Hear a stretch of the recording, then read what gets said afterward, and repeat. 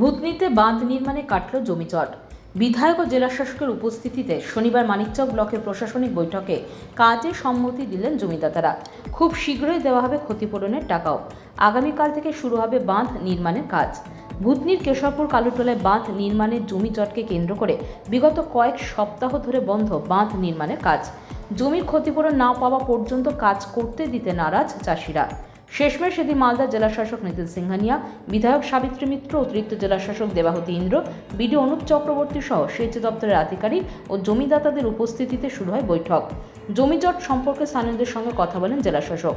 সেখানে জেলাশাসক জমিদাতাদের সামনে তুলে ধরেন মুখ্যমন্ত্রীর উদ্যোগে ক্যাবিনেটে পাশ হওয়া জমির ক্ষতিপূরণের কাগজ এবং জমিদাতাদের জানান ইতিমধ্যে জমির ক্ষতিপূরণের টাকা সেচ জেলা প্রশাসনের কাছে এসে পৌঁছেছে।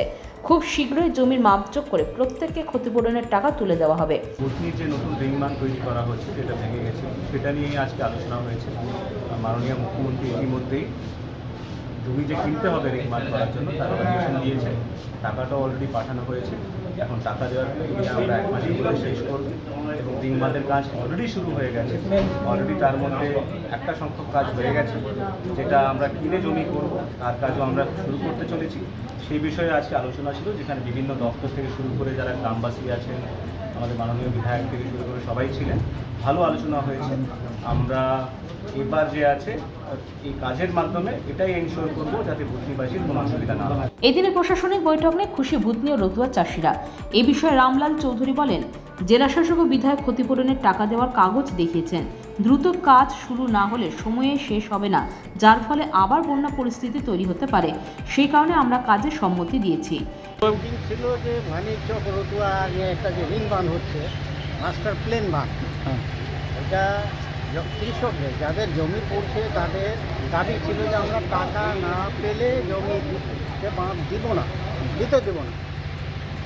এই নিয়ে কেচার চলছিল। আজকে ডিএম সাহেব আসলেন, মুখ্যমন্ত্রী যেটা সই করা আছে আমি দেখলাম, তাতে ক্যাবিনেট বোর্ডে পাস করে পাঠিয়ে দিয়েছেন ডিএম সাহেবের আন্ডারে, যেহেতু টাকা নাকি ঢুকে গেছে ইরিগেশন। টাকাটা কিছুদিনের মধ্যে কী বলছে আপনার ডিমার্কেশন করবে, কার কত জমি ওইটা ঠিক করার পর তখন শুরু করবে টাকা। কিন্তু বাঁধটা 2-1 দিনের মধ্যে শুরু করবে। একটু লেট হচ্ছে, বলছে যে লেট হলে বাঁধ হবে না। তো 15 দিন 20 দিন যাই হোক, আমরা সবাই মিলে লেগে আছি। অফিস মহল থেকে বক্তব্য যেটা হচ্ছে, সব ঝাঁপিয়ে মিলে কাগজ রেডি করে যত তাড়াতাড়ি আমরা টাকা বিলি করতে পারি, কিন্তু বাঁধটা হতে হবে। রায়তী জমিতে কাজ শুরু হচ্ছে। এই বিষয়ে বিধায়ক সাবিত্রী মিত্র বলেন, আগেই বলেছি টাকার দায়িত্ব আমার। সেই মতো সেচ দপ্তরের চিফ সেক্রেটারির সঙ্গে দেখা করে মুখ্যমন্ত্রীর হস্তক্ষেপে ভূতনির বিল ক্যাবিনেটে পাশ করিয়েছি।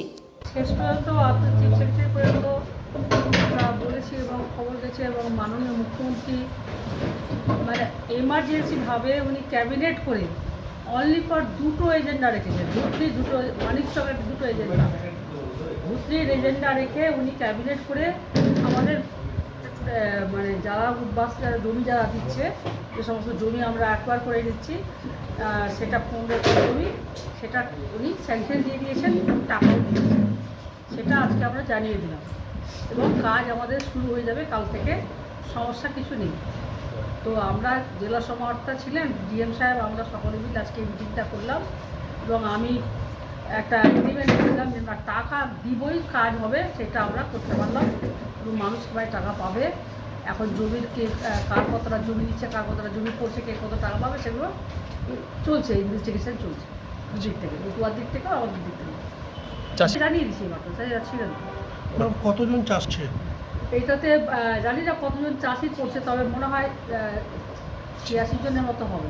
86 জন জমি, মানে 15 একর জমি আমরা, মানে 15 একর, একর লাগছে। আমি তো সেদিনকার আগামী মিটিংয়ে তো আপনারা ছিলেন কিনা আমি জানি না। আমি সেদিনকার তো আমি নিজে দায়িত্ব নিয়েছিলাম, যদি সরকার থেকে টাকা দেরি হয় তো আমি টাকা জিম্মা নিয়েছি। তখন থেকে কাজ তো হচ্ছে। আজকে তো আরও বেশি ভালো করে ইলাবোরেটলি ঘোষণা করে দিলাম সত্যি কথাটা। ডিএম সাহেব চিঠি দেখিয়ে বলেও দিলেন টাকা ইরিগেশনে ঢুকেও গেছে। এখন এডিএম এলআর এবং এডিএম আর যারা আধিকারিক আছে বেলার, এরা ইনকোয়ারি করে কার কতটা জমি পড়েছে, কতটা পয়সা যাবে, কার কে কতটা টাকা পাবে, সেগুলো শুরু হয়ে গেল। তাদের একদিকে কাজ হবে, একদিকে টাকা দিতে থাকে। Bureau news Bangla Times.